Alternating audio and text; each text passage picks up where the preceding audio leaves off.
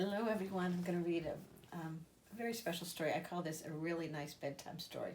It's called The Elephant Prince and is written by a mother and her daughter, Flavia and Lisa Whedon. And it was based on an old Nordic folk story. It's called The Elephant Prince. Once upon a time, in the middle of the beautiful kingdom, there was a castle. Now this castle was very different from any other castle in the world, for it stood atop of a tall glass hill. And sometimes at night, when the moon shone just right, it looked almost magical. So here's the castle, a glass hill. In the castle, there lived a king and his beautiful princess daughter.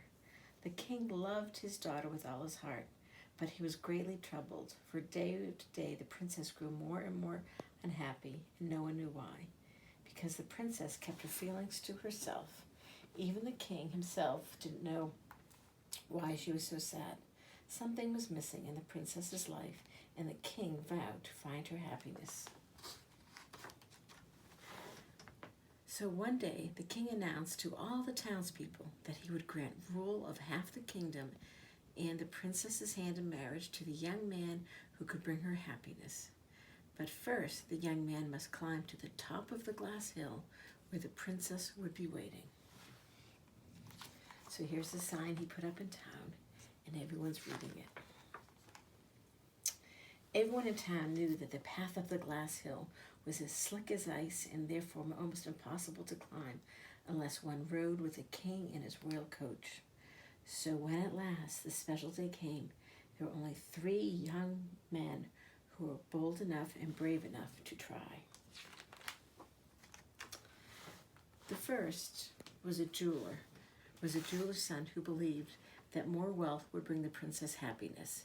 He cared little for the princess herself. It was only the rule of the kingdom he sought. He was certain that the mere sight of him on top of that glass hill, dressed in his long velvet coat and carrying satchels overflowing with jewels, would impress the princess, and for this he would win her hand and rule the kingdom. So the satchel's a little bag and all the jewels in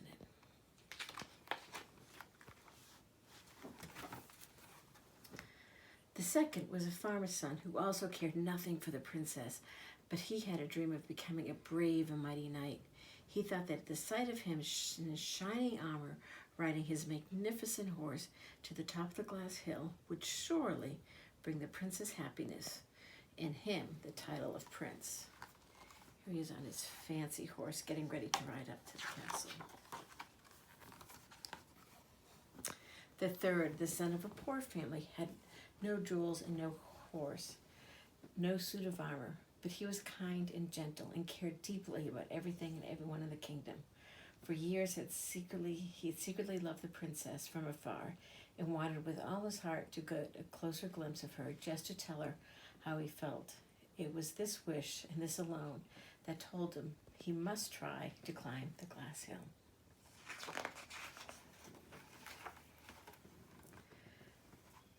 The day arrived, and the 3 men journeyed through the kingdom and into the village. As they stood among the crowd, the farmer's son said, "Only I, dressed as a knight, showing such bravery and magnificence, can impress the princess. Don't you see that? Only I will bring her happiness and win the title of prince." But the jeweler's son, how very wrong you are. Nothing is important as wealth, and I am the wealthiest in the kingdom. It is I who will be prince. They both began to make fun of the poor man and his son, for it was obvious to them that he had nothing of value to offer the princess. They laughed at him and said, "What have you got for the princess?" Hanging his head, the poor man's son told them he only had his heart and his love to offer the princess. Upon hearing this, they threw back their heads and laughed even louder. "Love? That is all you have? What a fool you are! What has love got to do with happiness? Even if you are able to climb the hill, the princess will surely laugh at you.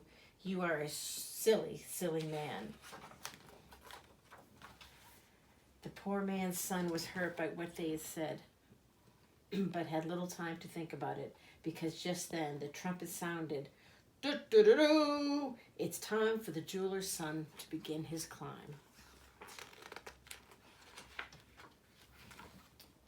Confidently, he began his journey, but halfway up the glass hill, some jewels spilled from his satchel. As he reached to pick them up, he leaned over too far, and he and the jewels came tumbling down all the way to the bottom of the glass hill. Then the farmer's son mounted his horse, adjusted his armor, and began to climb. He just passed the halfway mark when he grew impatient and decided his horse was far too slow. With a mighty kick, he commanded the horse to go faster and faster, but in doing so, the horse lost its footing, and they both slid back down to the bottom of the glass hill.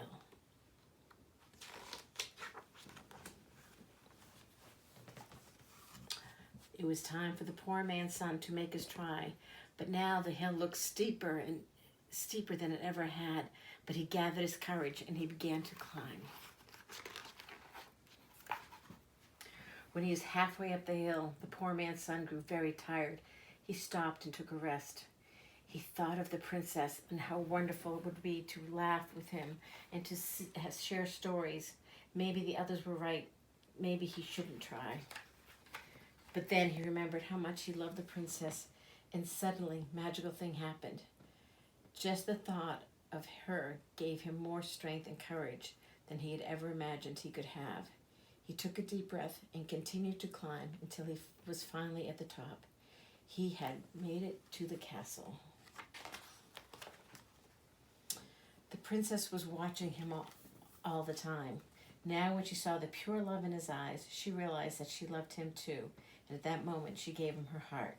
Suddenly, all her sadness disappeared as if by magic, and when the king saw this, he realized it was true love that had been keeping his daughter from being happy. And so it was on that day that the king was given a special gift from his princess daughter, the gift of knowing that only true love can bring the heart happiness.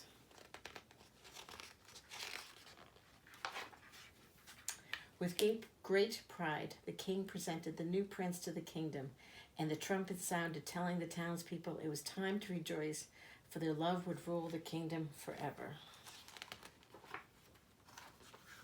That night there was a wonderful celebration, and magic filled the air. And from that time on, the prince and the princess lived and loved happily ever after, there in the castle that stood atop of the glass hill. That is the end of the story. I hope you enjoyed it. Bye.